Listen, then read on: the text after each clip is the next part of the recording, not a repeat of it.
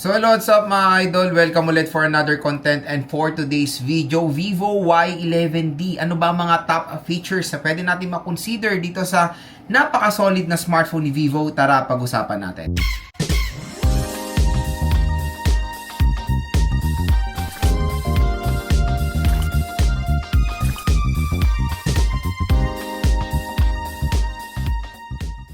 Mga idol, for today's video, another quick review na naman tayo sa isang hot na smartphone ni Vivo, which is a Vivo Y11D. So itong smartphone na to ay kumbaga is isa sa napakabenta na smartphone ni Vivo na lumabas ngayong 2026.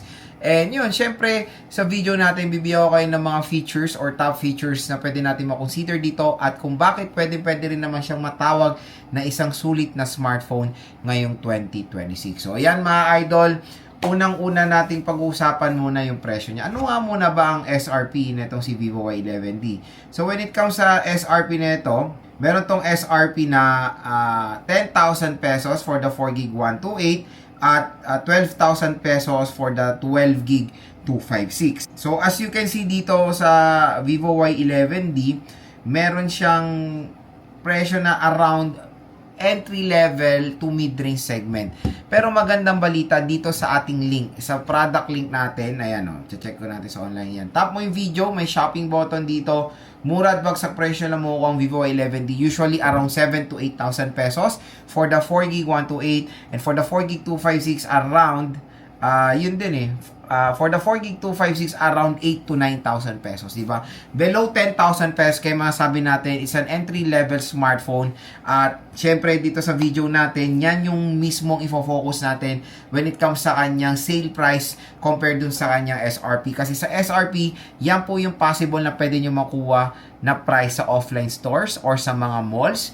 Kaya parati kong hinihikayat kayo bumili dito sa link natin dahil dyan sa link natin, official store po yan ni Vivo dahil may pa-exclusive pong discount voucher etong video natin. Exclusive lang yan sa video natin na makaka-generate kayo ng additional voucher na up to 1 to 2,000 pesos off. Okay? So again, sana itong mga sasabihin ko sa inyo is gawin yung guide sa pag-decide kung maganda nga ba talaga ang Vivo Y11D. Yung isang mapagmamalaki ng Vivo dito, real talk yung nits of brightness niya.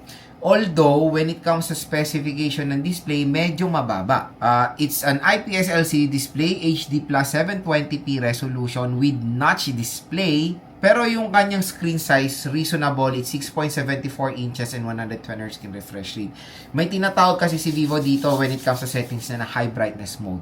So sa high brightness mode na yan, talagang ibuboost niya yung quality ng display nyo dahil sa kanyang napakagandang brightness quality. So meron tong 1200 nits of brightness at legit na gamitin nyo to sa outdoor, makikita nyo pa rin ng very clear yung inyong device. Ganun kaganda, ganun ka-solid yung i-offer ni Vivo when it comes sa ganito, sa smartphone nila na ito. So, di ba? Kasi in today's time, mga idol, yung mga consumers natin talaga parang ano sila meticuloso when it comes sa buying ng smartphone, especially binibili nila yung smartphone na pasok doon sa kanilang preference. For example, pag nag-work ka, motor taxi rider ka or delivery rider, syempre main preference mo is battery and yung needs of brightness dapat mataas kasi parati kayo nasa outdoor, di ba? So dito mga idol, mapoprovide yan ni Vivo Y11D.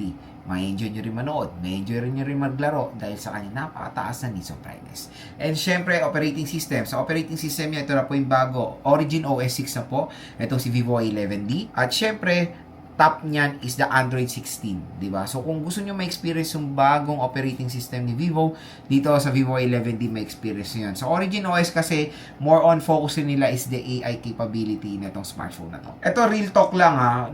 Syempre nagbibigay ako ng top features, pero magbibigay rin ako ng parang hihila sa Vivo Y11D, especially for the processor.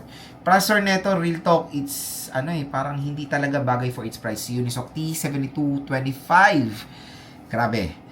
Diba? 8 to 10,000 pesos, 7225. Usually yung 7225 nakikita natin for a price ng 4,000 pesos. Diyan nababagay yung 7225. Kaya sa range na ganito, ang nababagay talaga is Dimensity 6300, MediaTek Helio G200, Snapdragon 600 series, Snapdragon 6S series, di ba? And of course, the MediaTek Helio G100.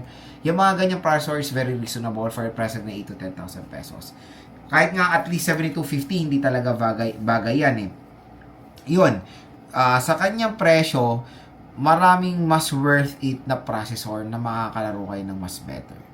Pero kung usapang performance, usapang casual user, 7225 can do the job.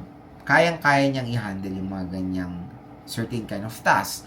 For example, light user lang naman ako, social media, calls and texts. Parang take for example, mga senior citizen natin, di ba? Ganyan lang naman ginagawa.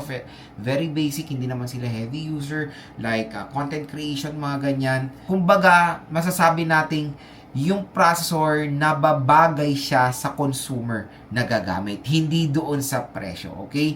Pero ulitin ko, when it comes sa atin, content creator na napapansin natin ng lahat na experience natin karamihan ng mga smartphone, masasabi natin merong pang mas better na processor compare sa 7225. Talagang kung preference nyo, kung talagang prefer nyo ang Vivo Y11D, gusto nyo lang malaman sa video natin the performance, okay siya mga idol sa mga light usage lang, okay? Pero kung maglalaro kayo dito, I will not recommend this smartphone. Medyo OLADs, especially sa mga hardcore gaming. Okay? Medyo mababa ang RAM, medyo mababa ang processor.